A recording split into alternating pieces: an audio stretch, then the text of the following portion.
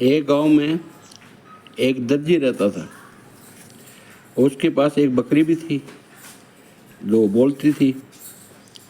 तो दर्जी उसकी खूब सार संभाल करता। जब और उसके 3 पुत्र थे। पुत्र जब बड़े हो गए तो उसने अपने बेटों से कहा कि बेटा जाओ और बकरी को चरा के लेके आओ। तो वो तीनों बकरी को चराने चल जाते। बकरी सारा दिन खूब घास खाती, भरपेट भोजन करती और शाम को अपने घर आ जाती। अब दर्जी ने जो ही उसके पीठ पर हाथ फेरा तो बकरी ने कहा कि तुम्हारे तीनों बेटे बड़े नालायक हैं। ये मेरे को तो खूंटे से बांध देते हैं और आप सारा दिन मैदान में खूब खेलते रहते।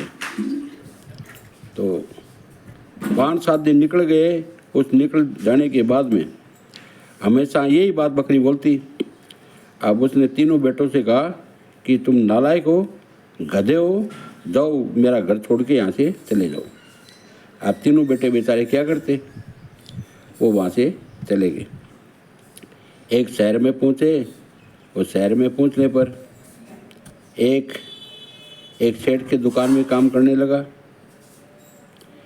एक पवन चक्की थी, उस पवन चक्की पे काम करने लगा। और दूसरा वो दूसरे सेठ के यहाँ काम करने लगा। तीनों अपने अपने काम में लग गए। अब दोनों जो बड़े बेटे थे उनको काफ़ी दिन हो गए तो उनको अपने घर की याद आने लगी। तो दोनों आपस में बताए गए यार घर चलते हैं। तो बोलो ठीक है। तो बड़े वाले ने जो दुकान में काम करता है उसने मालिक से कहा कि मालिक अब हम घर जाना चाहते हैं तो हमारी की छुट्टी दो। तो उसके मालिक ने कहा चलो जाओ और ये मेज़ ले जाओ, एक टेबल। अब टेबल से जो भी प्रकार का खाना मांगोगे वो खाना तुम्हें मिलेगा। दूसरे लड़के का जो सेठ था, अब दूसरे लड़के ने कहा कि मैं भी घर जाना चाहता हूँ, मेरा बड़ा भाई भी घर जा रहा है। तो उसने बड़े बीच वाले लड़के ने जो उसको उसके सेठ ने उसको एक गधा दे दिया और बोला कि ये गधा ऐसा है कि तुम इससे जो भी मांगोगे या तुम उसके एक डंडा मारोगे तो हीरे जवाहरात वो सब उगलेगा। अब दोनों भाई बड़े खुश होकर वहाँ से चल दिए। और जब वहाँ रात आई तो वहाँ एक धर्मशाला में दोनों रुके। अब वो धर्मशाला का मालिक था, वो बड़ा ही मूर्ख स्वभाव का था। तो वो उससे उन दोनों से सारी बात पूछ ली, गधा की करामात और उस टेबल की करामात पूछ ली। अब वो दोनों भाई जब सो गए तो टेबल की जगह तो एक नकली टेबल और गधे की जगह एक दूसरा गधा लाके वहाँ बांध दिया। अब सुबह जब उठे तो बड़ा वाला अपनी टेबल और छोटे वाला गधा लेके वहाँ से अपने बाप के पास चल दिए। अब बाप उनको देखकर बहुत प्रसन्न हुआ तो वो बेटे करने लगे, पिताजी हम बहुत बढ़िया चीज़ लाए, ये टेबल से आप जो भी प्रकार का खाना मांगोगे वो खाना देगा। अब वो टेबल से बोलता रहा तो वो तो नकली थी और टाइम फीस हो गया। दूसरे ने कहा कि मेरे पास गधा है, एक डंडा मारते ही हीरे जवाहरात इसमें सब मिलेंगे। उसको भी डंडा मारा, वो भी खुश क्योंकि वो तो नकली था। अब बाप को इस बात का बहुत पछतावा कि बहन तो ये तो सारे दोनों झूठे हैं। लेकिन दोनों भाइयों ने अपने छोटे तीसरे भाई को एक खत लिखा और उस खत में लिखा कि तुम भी घर पे छुट्टी आ जाओ और हमारे साथ ये हुआ एक धर्मशाला में, उसी धर्मशाला में रुकना और हमारा ऐसे ऐसे उसने सामान चुरा लिया है तो उसको तुम्हारे को ज़रूर उससे बदला लेना है। बोलो ठीक है भाई। तो उसने भी सेठ से कहा कि सेठ जी मेरे दोनों भाई चले गए हैं, मैं भी जाना चाहता हूँ। तो बोलो ठीक है, ये थैला ले लो, ये थैला ले जाओ और इस थैलों से तुम किसी दुश्मन को हराना चाहते हो, उसको सज़ा देना चाहते हो तो तुम बोलना, एक रस्सी निकलेगी कि रस्सी से कहना कि तुम इस आदमी को जकड़ लो, और उसमें फिर एक डंडा निकलेगा और डंडे से कहो तो तुम इसके सिर पे वार करो। तो वो ठीक है, वो ले के चला और वहाँ से चल पड़ा।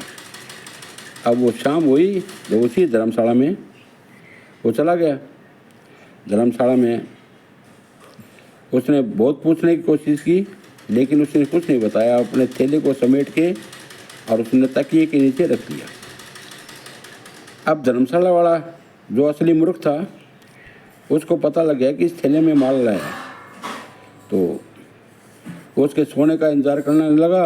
अब उसको पता लगा कि भाई यहाँ ये सो चुका है, तो उसने झट से उस थैले को निकाला। लेकिन वो तीसरा भाई तो बड़ा समझदार था, वो सोने का नाटक कर रहा था। उसने थैला हाथ में लेते ही और उसने आदेश दिया कि रसियो, इसको जकड़ लो और डंडे इसके मारो सिर के ऊपर और घायल नहीं हो जाए। अब रस्सी निकली और फटाफट उसको जकड़ लिया और डंडे ने सिर पर वार चालू कर दिया। अब वो दर्द के मारे कराने लगा, अरे बचाओ बचाओ बचाओ। अब उस भाई ने कहा कि देखो, मैं तेरे को माफ़ कर सकता हूँ, मेरे दोनों भाइयों का वो गधा और टेबल मुझे ला कर दो जो असली है। अब वो टेबल और गधा उसको ला के दे दिया। अब खुशी खुशी अपने घर की तरफ चल दिया।